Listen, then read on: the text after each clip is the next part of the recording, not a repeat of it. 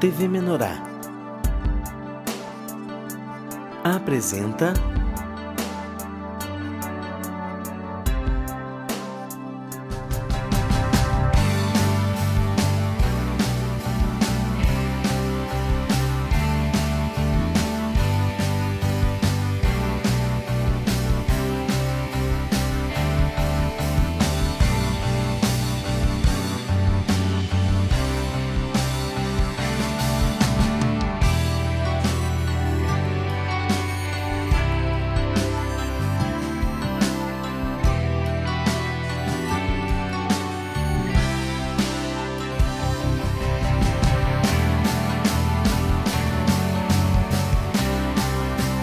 De Bem com o Pão. Olá, irmãos, começando mais um De Bem com o Pão, hoje aqui conversando com o irmão Jarbas, visitando terras paulistanas. Aproveitamos aqui a presença do irmão, vamos fazer com ele um De Bem com o Pão para você conhecer um pouquinho mais como foi que os materiais trabalharam na vida desse vaso, para que hoje ele pudesse ter assim esse crescimento espiritual, essa busca. Como está a busca do irmão Jarbas hoje? Como será que ele usa? Tudo isso são as experiências da vida do irmão Jarbas que você vai ter hoje aqui para poder contribuir com você. Quem sabe as experiências dele podem te ajudar a levar você numa maior comunhão com o teu Deus. Quem sabe ele tem alguma estratégia que ele usa na vida dele que você pode achar útil para a sua vida. E é o que hoje nós vamos conversar aqui. Tudo bom, Jarbas? Tudo bem, uma boa tarde a todos os irmãos. Que Deus possa fazer grande coisa na vida de todos os irmãos, como tem feito na minha vida, graças a esse material abençoado que nós temos da Vento Sul à nossa disposição. E hoje nós estamos aqui inaugurando gravação, vocês estão vendo já em primeira mão aqui, pegando um pouquinho. Está decorado com os materiais da Editora Vento Sul, mas estamos no estúdio da Rádio Menorá, hoje aqui gravando para você conhecer um pouquinho mais. Você já conhece um pouquinho do ambiente também, enquanto está rodando aí a programação, você está vendo aqui a tela rodando, programação durante o dia, e nós aqui hoje gravando já nos estúdios, aproveitando esse ambiente aqui de propagação da Palavra do Senhor, para falar um pouco mais da Palavra do Senhor contida nesses materiais. E os materiais da Editora Vento Sul, como sempre, grandes ferramentas para que você utilize aí, para levar você a maior conhecimento da Palavra do Senhor. Como Deus fala contigo através desses materiais.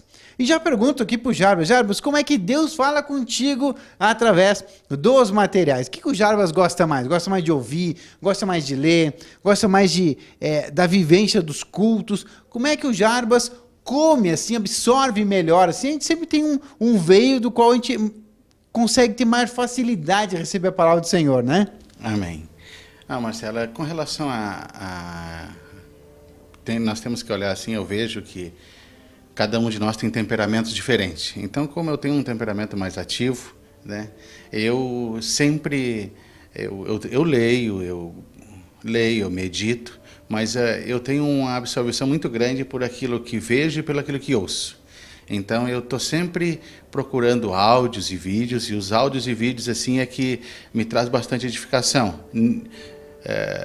Não tanto igual a leitura, mas não que eu despreze a leitura. Não, eu leio os livros, eu gosto de ler os livros, de ler devocional, eu leio muito a Bíblia, sempre meditei muito na palavra do Senhor, nas Escrituras, que é as nossas primícias, mas eu gosto muito de ouvir. E o que eu gosto muito assim de estar os áudios da pregação, porque como a fé vem pelo ouvir, eu gosto muito de ouvir a palavra.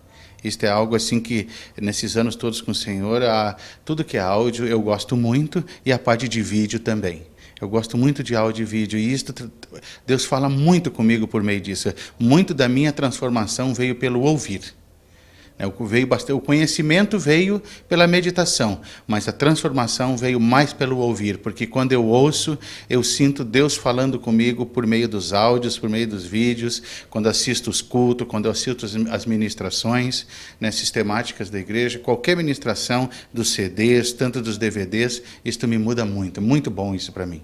Que benção. E que bom que a editora agora está num trabalho maravilhoso de formatar também mais áudios, né? Nós temos já aí, começamos um trabalho inicial esse ano com muitos materiais novos, capas novas, e esses materiais também agora estão ganhando, como por exemplo, já trago para vocês a injustiça da parte de Deus, né? Que já esse material nos leva a refletir já no título. Você recebe, já lê aqui o título, opa, já comece a refletir, porque ele traz um questionamento. E como os questionamentos são importantes na nossa vida, como Jesus, se a gente parar para lembrar a palavra do Senhor, como ele trabalhava com questionamentos, né?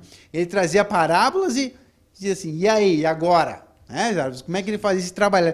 Como a gente usa muito também dos questionamentos para trabalhar com a palavra de Deus, né? Sim. Jesus, quando ele usava muita pergunta, ele sempre questionava com perguntas. Ele fazia perguntas para que aquela pergunta eu viesse a pensar sobre o que eu estava fazendo, estava certo ou errado. Que nem ele perguntou para os fariseus quando queriam apedrejar uma vez a mulher adulta, ele fez uma pergunta para os fariseus: aquele que não tem pecado, que atire a primeira pedra. Então ele perguntou para eles: vocês têm pecado? Se vocês não têm pecado, vocês podem matar ela. Então aquela pergunta já foi exposição e eles desistiram de apedrejar a mulher adulta. Então Jesus, ele sempre faz perguntas para a gente, ele nos questiona para que eu venha pensar e sair do racional e ir para o espiritual, para Deus poder falar comigo aquilo que eu estou inadequado diante de Deus, aquilo que eu estou com problema diante dele, para que eu possa corrigir o meu pensamento e sair da razão e vir para a verdade, e sair da razão e vir para a fé, porque eu tenho que ter fé que Jesus me liberta. Então eu preciso sair do racional. Se eu não sair do racional, eu não vou crer, eu não vou ter fé. E nós precisamos mudar isso. Então Jesus ele sempre faz muitos questionamentos, ele sempre fazia perguntas para os discípulos, ou as pessoas chegavam e falavam para ele perguntava, mais isso, mais aquilo, mais aquele outro. Então aquelas perguntas dele ia fazendo com que as pessoas pensassem a respeito dos seus conceitos, que estava tudo certo. Ele questionava aquilo para botar assim, nós na verdadeira posição assim, de duvidar daquilo que eu penso que é certo. Inclusive, eu lembrei até do Éden, né? Quando o homem pecou, a primeira coisa que ele fez, né, o que Deus fez? Adão, o que aconteceu aí, Adão? Como é que tu fez isso aí? E Adão já quis se justificar. Não, foi a mulher que tu me deu, foi o problema. Mas o Senhor, Deus já fazia esse questionamento. Adão, o que está acontecendo aí, Adão? Onde é que tu estava, né? O que está acontecendo? Eu estou te chamando já. A gente vê como a ministração por questionamentos, por indagações, para nos fazer refletir, já começa lá atrás, né, Jarvis? É verdade. Então, Deus, ele sempre traz perguntas assim, porque às vezes, na maioria das vezes, a gente vem com a mente racional, e quando a gente vem ter um conceito sobre nós, muitas vezes de bondade inata, e que eu estou certo, que eu estou correto, e os outros estão sempre errados, então Deus tem que mostrar para mim que eu é que estou errado perante Ele. Para Deus poder me mostrar que eu estou errado, Ele tem que fazer perguntas para mim.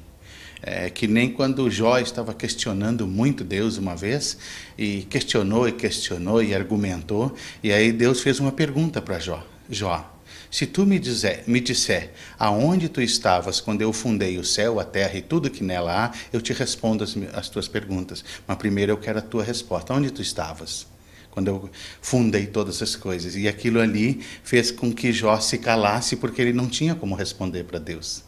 Então Deus sempre me traz perguntas que Ele me cala diante dele, da sabedoria dele, para me mostrar que os meus argumentos são inadequados diante de Deus. Que toda vez que eu vou argumentar para Deus a respeito de alguma coisa, ou de erro de alguém, ou querer mostrar para Deus que está errado, isso não é assim, isso está certo, isso pode, Deus me traz perguntas que fazem com que eu me cale e comece a perguntar sobre mim, como eu estou. Deus não quer que eu queira saber como os outros estão. Deus quer que eu pergunte para Ele como eu estou. E, na verdade, ninguém quer saber como está. Porque a realidade nossa diante de Deus não é o que a gente pensa. Né? Jarbas, e essa pergunta? Há injustiça da parte de Deus? Aquilo que tu já meditou, aquilo que tu já buscou, o que tu responde? Já tem como responder essa pergunta, Jarbas? Quando Deus, lá em Romanos 9, deixou essa pergunta e disse assim, a injustiça da parte de Deus, e depois a resposta, de modo nenhum, isto é algo muito maravilhoso para as nossas vidas, e ao mesmo tempo que não nos agrada muito, porque muitas vezes a gente está, quando antes de vir para Deus e depois que vem, as coisas que acontecem ao meu redor, eu acho que há injustiça.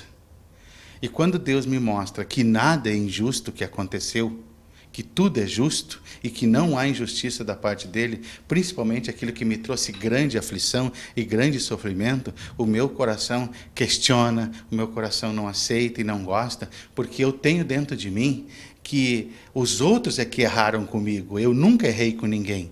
E que todos os problemas que eu passei na minha vida, não é porque eu errei e não é porque eu estava em desobediência a Deus. Todos os problemas que eu passei na vida têm um culpado.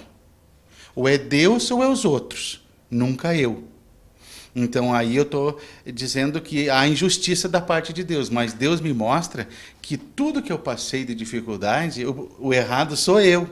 E quando eu vejo que tudo que eu passei de dificuldade, o maior erro é de estar longe de Deus, o maior erro é de não estar submisso a Cristo, a Deus, à vontade de Deus, é por isso que eu sofri, aí eu vejo que Deus não é injusto. Mas enquanto eu não vejo que é a vontade de Deus aquilo ali e que eu estou errado, eu acho injustiça da parte de Deus, porque eu me sinto injustiçado, ou pelos pais, ou pela sociedade, ou me achei injustiçado no tratamento na escola, no serviço, até mesmo com os irmãos na vida da igreja. Então, quando eu me acho injustiçado, é porque eu não vejo erros em mim. E eu acho que os problemas que eu passo têm um culpado, menos eu. Então, voltamos ao Éden. Então, Adão culpou a Eva culpou a serpente, e todo mundo acusou todo mundo, mas ninguém reconheceu. Adão não reconheceu o erro dele, Eva não reconheceu o erro dela, acusou a serpente, e aí o que Deus fez? Tirou todo mundo da presença dele, porque o que Deus quer é o seguinte, Ele quer que eu reconheça que tudo que eu passei de errado é porque eu estava errado, é porque eu estava em desobediência. Não é porque o outro errou comigo, é porque eu estava, porque a partir do momento que eu me alinho com Deus, eu vejo que não há injustiça mesmo da parte de Deus. E eu vejo que estava correto, eu precisava passar por aquilo para estar na presença do Senhor. E hoje, nos dias de hoje ainda, no convívio que eu tenho, tem horas que eu me sinto injustiçado ainda. E aí, às vezes, Deus me traz de novo essa pergunta: há injustiça da minha parte, Jarbas? E eu, não, Senhor, então por que tu está te sentindo injustiçado? Então, essa pergunta ela continua com frequência e ela vai continuar, porque periodicamente a gente passa por sofrimentos, né, Marcelo? Angústia, sofrimentos, coisas que a gente não gosta, às vezes na comunhão com os irmãos, às vezes no serviço onde a gente trabalha, e aí a gente se sente injustiçado. Mas eu estou fazendo tudo certo e ainda me acontece isso. E aí Deus pergunta: e tu acha que eu estou sendo injusto? E aí a gente, de novo, vem essa pergunta, né? E a gente, não, Senhor, está tudo correto. Então, por que tu está murmurando novamente? Então, essa pergunta, a injustiça da parte de Deus, e depois a resposta foi de modo nenhum, ela vai continuar sendo feita pelo Espírito Santo frequentemente, porque frequentemente, dependendo do nível de sofrimento que eu estou passando, né, das coisas que acontecem ao meu redor, eu me sinto injustiçado. Que isso é uma injustiça que estão fazendo comigo. Ou às vezes também eu acho que isso é injustiça que estão fazendo com o outro. E Deus diz, não é injustiça, está perfeito. E essa injustiça, Gerbo, eu creio que analisando, conversando um pouquinho contigo, com os irmãos que aí nos assistem em casa, começa por aquele sentimento que a gente quer operar com a nossa justiça, né? Sim, claro. Não, ali não está certo. Não, mas Deus está fazendo assim. Sim, mas vê bem, não sei se Deus está conseguindo enxergar direito como eu estou. Olha a nossa presunção, né?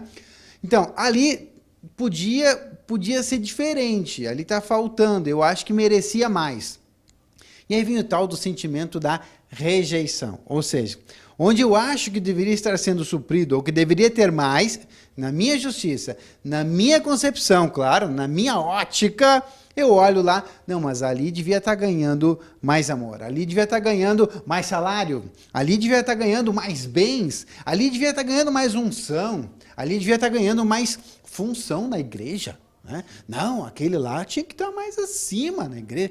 E aí a gente diz assim, tinha que ser diferente. É uma rejeição, um pré-julgamento nosso, que muitas vezes não confere com o de Deus. E quando esse nosso julgamento, que superestima algo, não confere com o julgamento de Deus, eu entro nesse probleminha que eu creio, tem uma injustiça de Deus acontecendo aí, né? E aí a gente vem para essa maravilhosa instrução que nós temos aí no A Injustiça da Parte de Deus, né? Amém, que é um livro maravilhoso, porque nós temos um problema que que ainda não está curado em nossas vidas, nós chamamos de justiça própria, que ela vem de uma síndrome de rejeição, E essa justiça própria, ela se manifesta porque os meus olhos, eles são julgadores ainda. E Jesus disse, não julgueis para que não sejais julgados. Então, como a justiça própria, ela faz com que eu veja as coisas com os olhos humanos. Ela não deixa que eu veja as coisas com os olhos de Cristo. Porque Cristo não vê injustiça em nada. Ele vê justiça de Deus e está tudo correto. Jesus, por exemplo, ele não tinha justiça própria, e ele foi para a cruz e morreu, e pouco antes dele morrer lá na cruz, ele disse, Pai, perdoa eles porque eles não sabem o que fazem. Isso denota que ele não tinha justiça própria.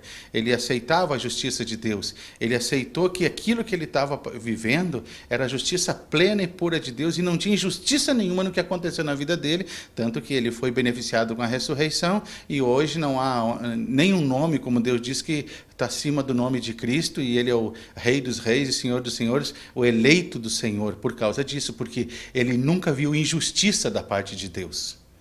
Por mais que ele tivesse em grande sofrimento, que o sofrimento dele chegou até a morte de cruz, ele nunca viu injustiça, porque ele não tinha justiça própria.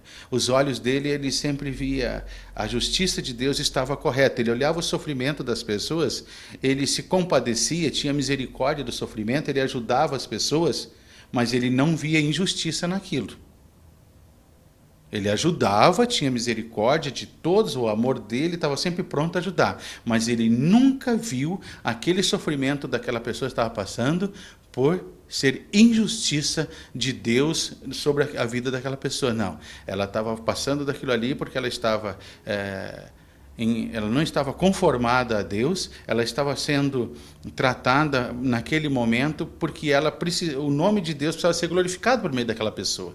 Que é uma passagem, aquela a gente lembra aqui, tu falou exatamente a passagem, tu estava falando, lembrando, a passagem daquele que nasceu cego, né? E os discípulos disseram, olha só, mas quem é que errou ali para ter essa justiça de nascer cego? Foi o pai, foi a mãe, foi ele mesmo que já nasceu em pecado? Como é que foi? Não, ali é para se manifestar a glória de Deus. Aí Jesus foi lá e pronto, voltou a ver lá, que beleza. Amém.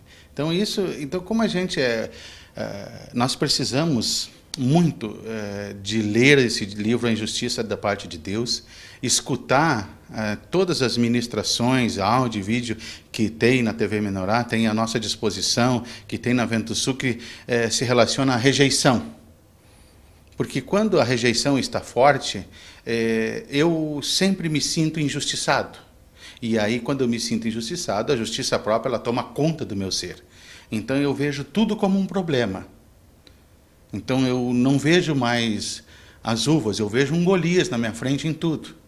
Porque eu estou cheio de justiça própria, eu estou cheio de razão humana, eu estou cheio de porquê, eu estou cheio de certo e errado, eu estou cheio de coisas racionais com relação à palavra. Eu pego a palavra e aí as coisas do Senhor me tornam um legalista, porque quando eu estou com justiça própria, tudo é lei, não tem vida.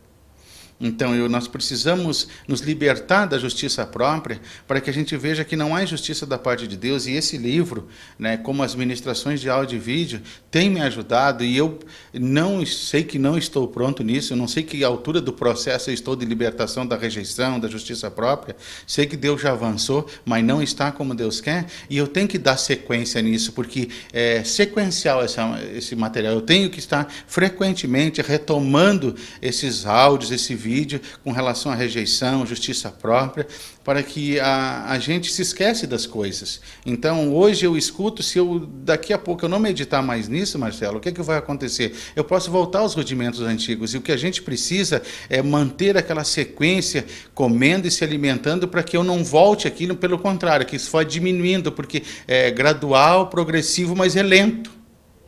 Não é rápido, porque Deus sabe que Deus não faz as coisas rápidas, porque Ele sabe que eu não suportaria. Então, eu tenho que continuar me alimentando para que Deus me livre da justiça própria.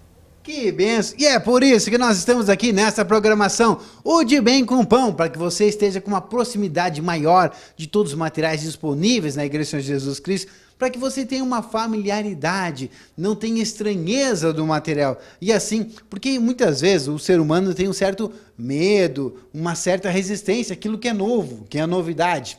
para quebrar tudo isso, os materiais da Editora Vento Sul que estão aí com muitas novidades, o programa de Bem com o Pão vem trazendo para você aqui o que tem esse conteúdo, as experiências dos irmãos, e assim você fique mais próximo e possa estar buscando cada vez mais. Nós vamos para o intervalo comercial e voltamos em seguida.